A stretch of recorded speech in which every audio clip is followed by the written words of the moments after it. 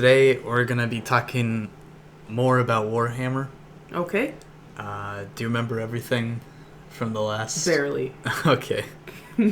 So recently I've been reading more of the Warhammer books. Okay. As I'm sure you've noticed. I've seen. Yeah. What are your thoughts about that type of literature? Literature based on, like, fantasy games and stuff? Yeah. I mean, it's fine. I mean, if you guys like grim, dark, edgy content and you want more of it, I mean, it sounds like fan fiction to me, but if that's what you're into, go for it. Fan fiction? Yeah, kind of fan fiction. I mean, it's based on an IP and you're just making a bunch of content around it, so...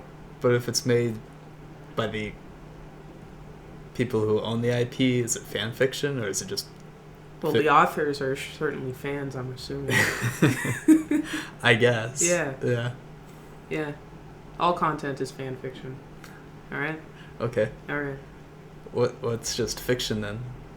Anything you make originally. So, like, the first guy that made Warhammer, that's just fiction. And everything after that is just fan fiction. Okay. Alright. So I wanted to show you... Big boys fighting. Yes. Yeah, I'm on the 7th book of the Horus Heresy. Okay. Do you want to take a guess at how many books are in the Horus Heresy? Ooh. How long has Warhammer been around? Warhammer, I think it's been around since the 70s or the 80s. Okay, so I'm going to put that at like 40 books. 1983. Okay. 40 books. 40 books? Yeah. They haven't been making the books since 1983. Oh. Yeah. I think the first book came out in 2007. Oh. Okay, so how about 25? 25 books? Yeah. Okay. You would have been closer to your first guess. Oh. It's over 50 books. Oh my god. And jeez, okay. Someone has compiled a chart. Wow. Of the storylines and all the books. These big ones here, these are novels. Let me zoom in here. These ones are short stories. These are audio dramas. Ooh. And then these are graphic novels. And then, whatever an exclusive unnumbered short story is. Wow. And so the storyline's pretty simple. Okay? Yeah, sure. It's about Horus and his heresy. Yeah.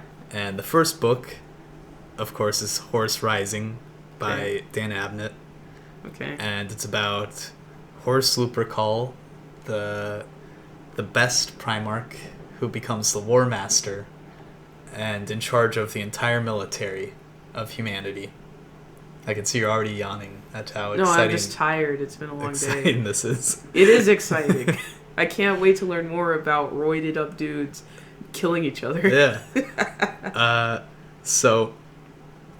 And the first book, he has a couple of big fights, and then there's also a hint that something's going on. One of the main characters is Loken, and he realizes they may have been dragged into a war they really shouldn't have started, or they really shouldn't have fought. Something happened, something went wrong, and then both sides started fighting, and he wasn't sure that they were in the right for this. Second book, still the same characters, Horus and his men, and they go to this one planet that they're hearing there's a traitor, and they go there. There's a big fight. There's some zombie dudes that they fight, and Horus almost dies. And wow, he died in book 2 of 50? He almost dies. That'd be pretty funny if he died in book 2. And then I think he does actually die. But he comes back to life. And as he's dead or in this almost dying state, he has like a vision. And the bad guys corrupt him. They show him visions of a possible future where the Emperor of Mankind has ascended to godhood. or has people worshiping him like a god, which is a betrayal of everything he stands for. Yeah. And so Horus is like, what the fuck? This isn't cool. And then he also finds out that all the Primarchs may have been made through some weird deal with chaos and all this other stuff that's going on. And he's like, that's not cool. I must fight this evil emperor, this tyrant. Yeah. And religion bad. The third book is about Horus, and he gets all of these men that are still loyal to the emperor, and he has them attack this planet. They don't know he's planning on betraying the emperor yet. He has them attack this planet, and then he just bombs the shit out of the planet. Dang. And a couple of guys survive, and he wages a war to wipe the rest of them out. Wow. And then he's like, now I'm going to go kill the emperor. And that's book 3. Okay. Book 4, some of the space marines from that fight, well, just one, that one ship, the Einstein, was able to escape, and they're trying to... That says Eisenstein. Yeah, that's... It's supposed to be Einstein, but... what, is Einstein trademark? This is 40,000 years in the future. This is, like, they call, like, Shakespeare or something, Why? whatever. Because it's been lost to time. It's, like, 40,000 years in the past. They don't really... It's, like... Okay. But yeah, this is 40,000 years in the future. All They right. don't I'll let them... have perfect record keeping. And there was the Age of Strife. Right, yeah. Where that's a good excuse. humanity got splintered up and a lot of information. Yeah. They relied on AI. Good thing that's not happening to us. No. I don't rely on AI. Because AI went crazy and then they lost all their data. ChatGPT is going to kill us all. And so yeah, these guys are trying to warn the Emperor that Horus is betraying them. Okay. Now, book 5 takes place around the same time as book 1, 2, and 3. Okay. There are like multiple parts, and it takes place during all 3 of these. And it's about Fulgrim. Hey, I saw that on your bookshelf. Yeah, I just finished it a little while ago. And it's about his legion slowly being corrupted by chaos. And what they were doing during these 3 books. Pretty simple. Pretty simple. Yeah. The 6th book, I don't even know where it is on here. I think... hold on. Is Legion the next book? No. Oh, wait. The Descent of Angels. They're somewhere here. Where are they? Ah, here they are. This is... book 5 or 4 or 6 or something. Okay. These are Lionel Johnson's Knights soldiers. Has nothing to do with the main plot, really, as far as I can tell. But they're the Angel Legion, the Knight Legion. I forget their names. I don't really care about them, but okay.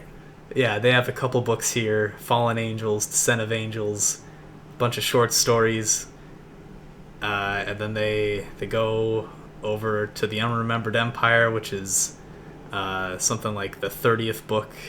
If you want to hold on, let me find out. This is so convoluted. Unremembered so many Empire. Books. Gee. It's the 27th book, so you can. And go. They started making these books in 2007. Yeah, in 2007. Wow. And the first Heretic is about Lordgar. I'm just impressed, honestly. And the religious Primarch guy who falls to chaos. Oh, that guy with the face tattoos? Yeah, that guy. And then there are all these storylines. Legion, that's the book I'm reading right now, about the Alpha Marines. Cool. And this is like the 7th book, I think. And then if you want to follow that storyline, you got to go to Know Your Fear, which is, I think, like the 15th book. So this is like the 7th, and that's like the... Yeah, that's the 7th book. And then... No Fear. That's the 19th book. So you just got to jump from 7 to 19 to follow this storyline. But what if you're a fan of the Raven Guard? Hey, the Edgelords. Edgelords. So Shadows of Treachery. Deliverance Lost is about the Raven Guard after the third book. So yeah, and then this is like the I don't know what number book this is. But, honestly, I don't care about the book numbers. I'm not that deep into this. Yeah. And then there's Thousand Suns. Okay. And Prospero Burns. Thousand Suns is about Magnus the Red. Oh, that guy. And I'm pretty sure there's about how he gets corrupted. And then Prospero Burns is about the same event that happens. It's the fight between the furries and the Thousand Suns. And so the Thousand Suns is the book from the Thousand Suns perspective. Okay. And Prospero Burns is from the furry perspective. Okay. And who won? You'll have to read it and find out. I'm not going to read it. You'll have to read it and find out. I'm not going to read it. Well, anyway, the story continues in the Crimson King, which I think... I want the furries to just yiff all over the Thousand Suns. Destroy them with furry love. Okay, so if you want to follow Magnus's story... I don't. You go from book 12, and then you can read Prospero Burns, but you go from book 12 to book 44 in the series. No one cared about Magnus. Wow. Well, they also got a couple short stories here and audio dramas, you know. Yeah. But yeah, you go from 12 to 44, and then you go to Slaves to Darkness, and then you also got Betrayer here for the Word Bearers and all this other stuff, Dorn and the other Primarchs. What happened to the Primarch? I actually really like the Caesar guy. Oh, Gilliman. Gilliman is in the Word Bearer timeline. He's in No Fear. He doing all right? Yeah, he's doing good. Good. He fights the bad guys. And is this that's Garrow. That's the Mechanicus. He's in here somewhere, I'm sure. What about Agron?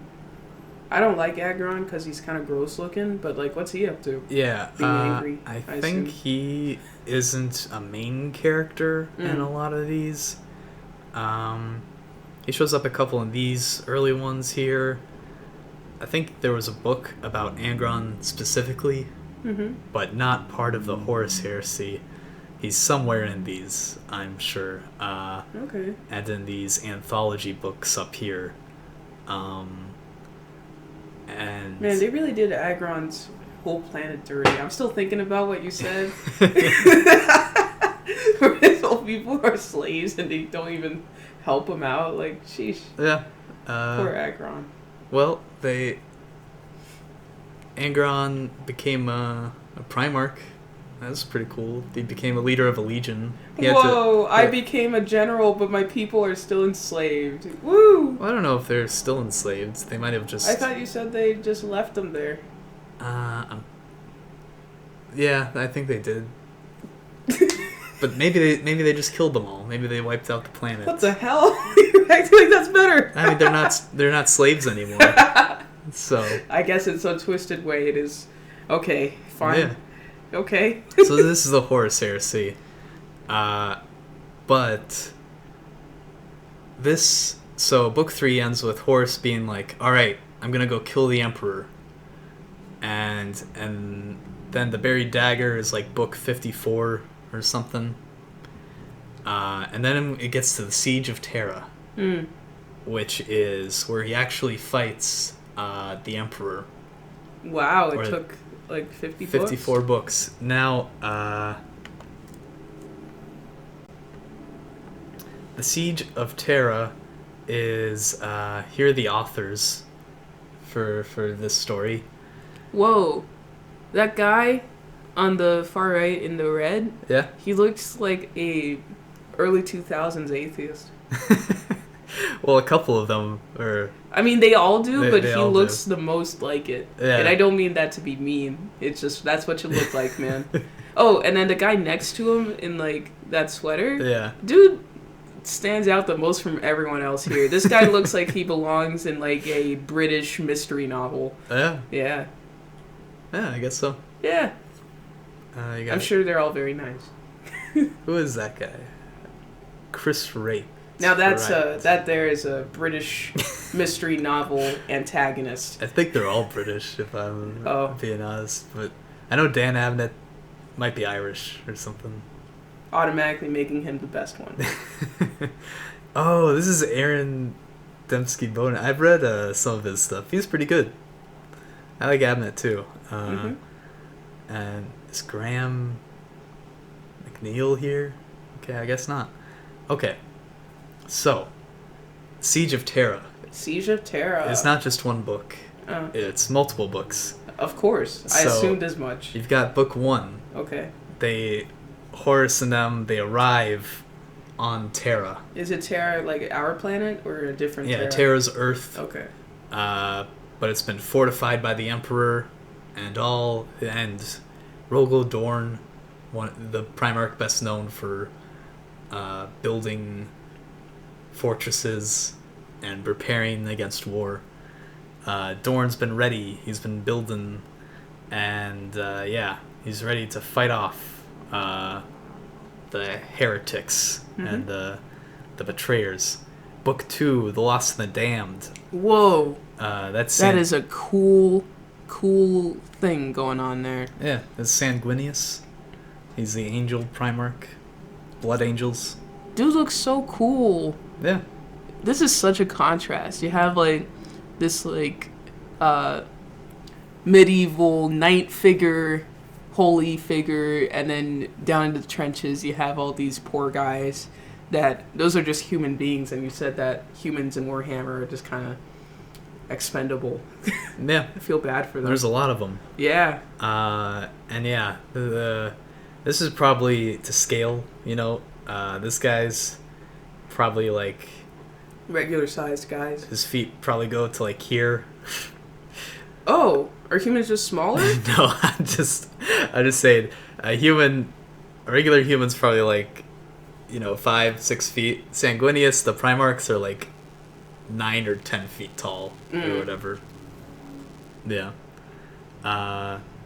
So yeah, this book's about Sanguinius, I guess, protecting against all the bad guys. Then there's a third book. We don't need to or I guess. I mean, it's up to you, man. Yeah, this is Dorn and the Iron Warriors fighting the Imperial Fists versus the Iron Warriors. At least I think that's what this book's about. You know what I literally just thought of looking at these guys? What happens if, like, you get an itch? Like, if you get itchy, like, on your side or, like, around your crotch, like, you can't do anything about it. You just kind of deal with it there. They're genetically bred to be the greatest warriors of all time. So they don't feel itchy They sometimes? just ignore the itch forever.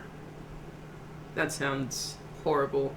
I'm sure it is. Yeah. Or maybe they just they can just punch their armor so hard that the itch goes away. Yeah, okay. What do you think about this character design here? I know you're a big fan of how they look. No. I mean, don't you think this looks cool? No, man. I mean, it's cool. It's cool like the first time you see it and you're like, wow, that's pretty neat. And then you realize every guy is just the same thing. What? It's just different colors. What? It's just... Look at this guy. His helmet has this little U thing. It's the same thing every time. And this guy it's has just like this the most minor changes. This hood and the spikes. And then this guy, he's completely different. It's different in the way this that guy's like, in Terminator armor, clearly. It's different in the way that regular... like 80s like toys in the 80s, action figures in the 80s are different. It's the same base, and then you just add different colors. Well, yeah, top. You gotta add different colors so you know who's who. These are the world eaters. The first character design is cool, and after that, it's kind of mid. So you're saying too much. You can have too much of a good thing. I wouldn't say it's good. I'd say the base character design is fine. Yeah, I preferred the angel guy that you showed earlier. I thought that was cooler. So if they all looked like that? I didn't say that. Okay. I'm saying, like, if it was just, like, one guy or, like, a handful of guys that all looked like that, then it'd be cool, and everyone else looked different, then I'd be like, oh, this is really cool. But the base is always the same, so I don't really care. Well, they're all soldiers for the same army. They were all... I know. They gotta look somewhat similar, right? I mean, yeah, but, like, in a fantasy world where you can do whatever? Well, yeah, that's why this guy's got the little U... shaped helmet. Right. And I'm just saying, I would appreciate some more design, you know. Okay. You need to get some Italian fashion people in there. Oh, speaking of Van Gron, this is what he looks like now. Whoa! What the heck? Yeah, he's a. What the heck happened? He's a demon now. Jesus. Yeah. He got really corrupted. He got really angry. Yeah. Well. Because remember, this isn't my final form. Those things in his head became spikes. Make him angry. They're like connected to his brain. And there's a god in Warhammer that if you're angry, you give him power. Mm-hmm. So Angron's like always angry. Number one angry boy. Yeah. Wow, I like this art. You know, I think I've mentioned, I've seen listened to a few videos, YouTube videos about, like, the cities that, like, are in Warhammer and, like, how packed it is and, like, how humongous they are. And, like I told you, it makes me super depressed because that's really depressing to imagine. But in this art, with, like, everyone fighting like this, it really kind of goes to show, like, the scale of it and also, like, the absolute chaos of an intergalactic, like, civil war, basically. Yeah. Yeah, that's crazy. Yeah, and then with demons. Yeah. Look at his axe. Yeah. It's like as big as a dude. Yeah. Yeah. Yeah, it's pretty cool. Mm-hmm. Big battle. Yeah. Ooh, this is Mortis. That's a Titan. That's a big boy. You see, this is what I was talking about. See, this is the same gross character design, but it's cool. You know? Yeah. I appreciate that it's different. It's this guy has Colossus. Like a whole city on his back. That's insane. Yeah. It's a giant Titan mecha. Like we have nothing better to do in the far future than do war. He has his little dudes. His little. Is that a bull? Yeah, like it's a bull like head? a bull demon head thing. Yeah. Yeah. There's also Mars, which just worship machines, and they build these things. So that's like their religion, is just building these death machines. Yeah. Why not? I guess. I mean. Yeah. And so, like, what's happening now? At this point in the story, the victorious Saturnine and the sacrifices of the Eternity Wall spaceport have faded into the hope of yesterday. Denied but not defeated, the traitors intensify their assault on the Imperial Palace. With the principal spaceports in Horus's hands, the War Master now drains the heavens of his reserves. As the pressure of the assault increases, the power of chaos waxes.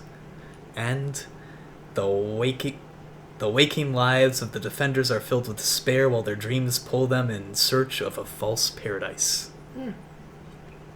But wait, there's more. Warhawk.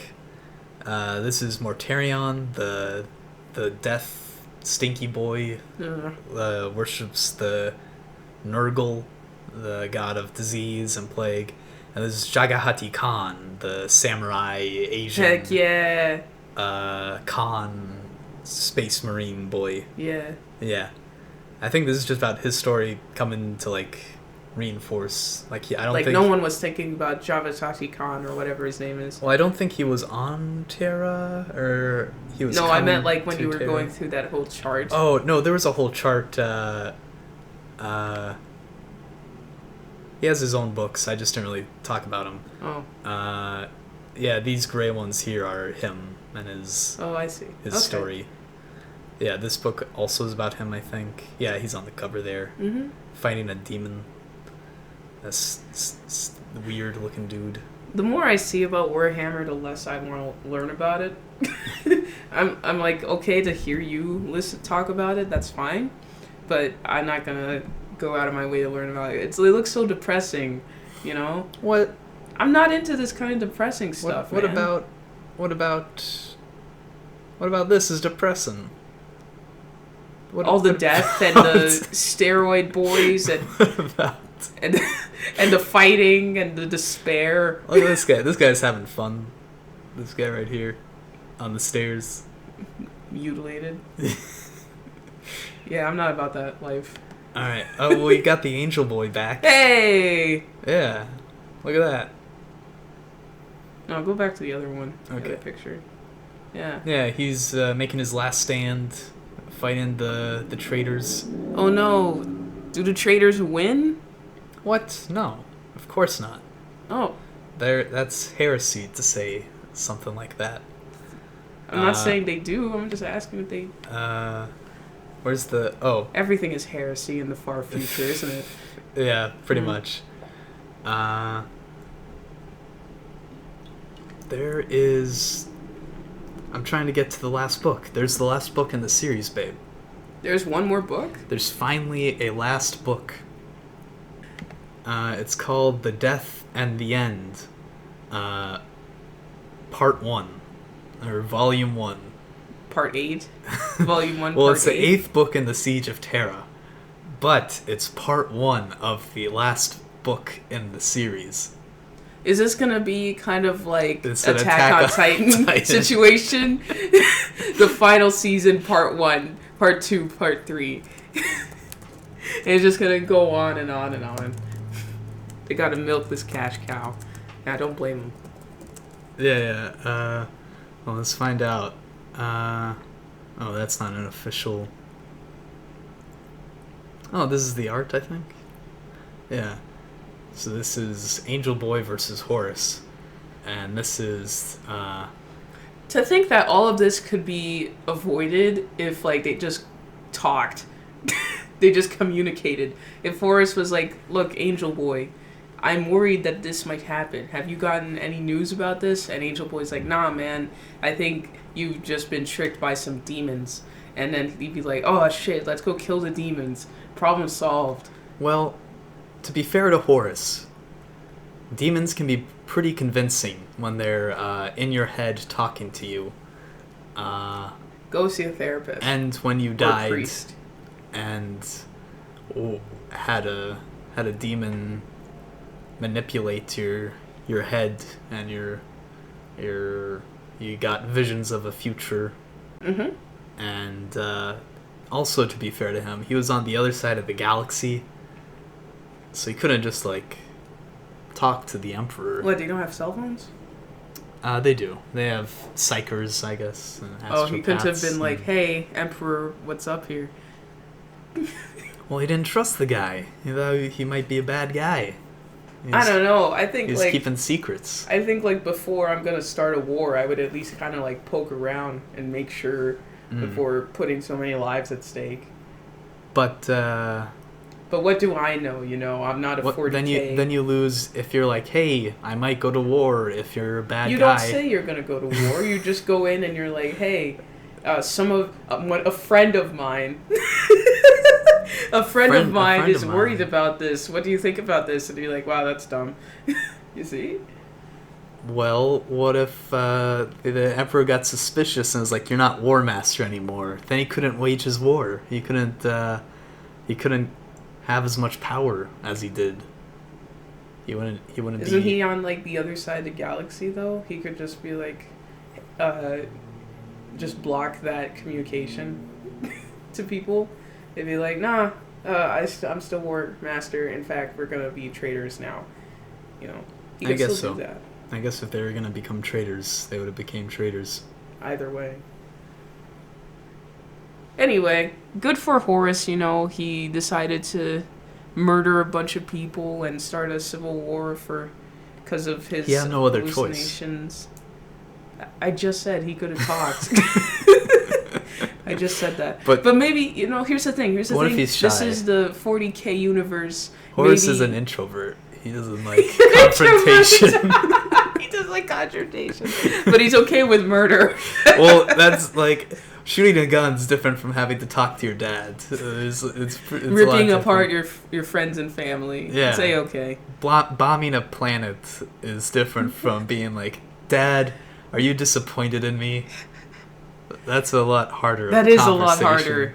You're right. That is actually a lot harder. He had no other choice. He had to do this. Okay, when you put it that way, I think you're kind of right. Yeah. He really didn't have a choice. Poor Horus. He's the misunderstood villain here. I mean, look at him. Would you think your dad would be proud of you if your face was that red all the time, and you had this big black cloak of evil? That'd be pretty dope. I mean, that's pretty red. That's pretty ugly looking. Mm. And look at this guy. He's like, Dad probably loves this guy more than me. This angel wings. Just insecure. And he's an introvert. Well, and no, he's insecure. Horus was actually... Everyone knew Horus was the Emperor's favorite Except child. Horus. I guess so. Towards the end there, he did betray him. Mm. He was like, I hate you, Dad. You're ruining my life. This is like the most intense like teenage rebellion. Yeah, it really is. Possible. Yeah. Anyway. I mean, Horus was only like a couple 100 years old. You can't... Well, like, how long is their him. lifespan? I think they're immortal. Okay, so maybe that's like the teenage point. Yeah. In time, Yeah. Alright. Well, good to know about the Horus Heresy. I do have a question, though. Yeah. Which book are you going to read? I'm not going to read any. I just said, this is super depressing, and I have no patience for it. I can't even listen to YouTube videos about it. If you had to pick one book... The one with Caesar. With Caesar? All Reliable. Rubute Girly Man? Sure. Gilliman? Sure. Okay. I'm sticking with All Reliable here. Ultramarines right there. Yeah. Because I actually like those guys. Or, alternatively, the Yif Boy. The Yif Boy, Prospero Burns. Yeah. The Space Wolves. Yeah. Yeah. Those are my two choices still. Because everything is super depressing, and I'm not going to read this, no. Okay. Yeah. But I'm glad you're enjoying it. I mean, the bookshelf just keeps getting bigger with these Warhammer things. I'm only reading... I read these 3, Fulgrim, then I skipped to Legion. You read so fast. Gonna read No Fear, and then I'll probably just skip to the Siege of Terra. Really? Yeah. Dang. I mean, if I find... I think Slaves to Darkness, this one's supposed to be good, so I might read that one if I can find it. Some of these... Another thing, all of these are out of print. Like, almost all of these are out of print. You can only get them as, like, audiobooks and digital, which I don't really like. Yeah. So, yeah. Some of these, the paperback, are, like, $100 if you're trying to buy it somewhere, which just isn't worth it. Yeah. And they're also probably not that great. So, yeah, I think I've got some of the better ones, and then I'm just going to skip to the Siege of Terra. Yep. All right. Thank you for listening. No, man, thanks for telling me about all this war. Yeah. It's sad to see a house divided like this. Yeah. You know? They were all friends. They were all like, let's get rid of religion and just do an atheist, amazing government state. And they kind of just like went downhill really quickly. Just like our Civil War. Horus, the secessionist, he just it wasn't a war. It was a war of imperial aggression. Yeah. Yeah, he just wanted humanity to prosper. Mm-hmm. And to atheist rights. It wasn't about religion. Mm-hmm. It was about imperial aggression. Yeah. Yeah. I mean, in some regards, you could say Horus was more of a freedom fighter. Yeah. Yeah. Yeah. A liberator. He was a rebel. A revolutionist. Yeah. Of proletariat. Yeah. Yeah. Okay. Okay. Well, thanks for going over this. Yeah. No problem. All this nerd stuff. You're such a nerd. Oh my god. All right. Thank you for watching. Bye. Thanks, guys. Bye.